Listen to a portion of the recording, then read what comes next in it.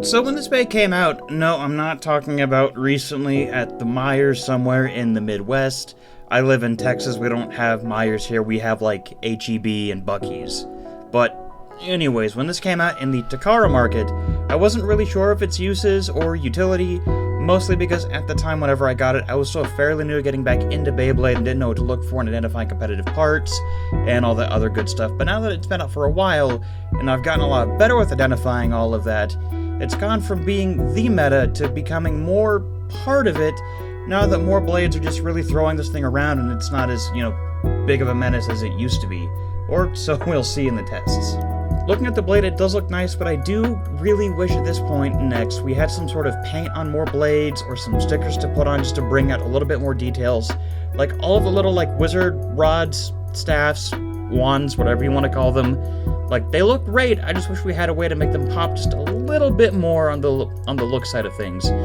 And speaking of looks, this blade is round. Like, it's basically just like a slightly wavy circle, meaning there's no real contact points to recoil against.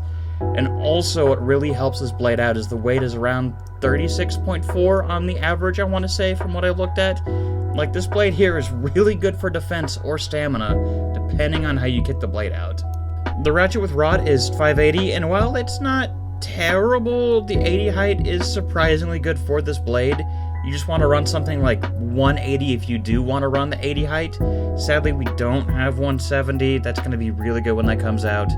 And if you really want to minimize as much burst risk as possible and you want to keep with 580, just swap it for a Hasbro 580 and you'll be good at least on that front, should you want to stick to, the 580 ratchet.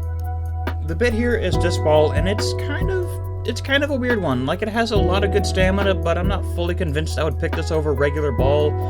Both really carry a high burst risk, but disc ball also has pretty good life after death. But unfortunately, you also do get stabilized a lot easier in your wrist scraping on the stadium. So, I really like disc ball, but there's also a lot of caveats to it too for you to consider when deciding on bids. Full combo looks really neat. It reminds me of some of the GT bays from Burst, sort of like Judgment Joker, but nowhere near as chunky. And we already know that the bay is still up there in terms of meta for X, but it's not quite the unstoppable behemoth as it used to be. But will it be unstoppable in our test battles? Well, let's find out.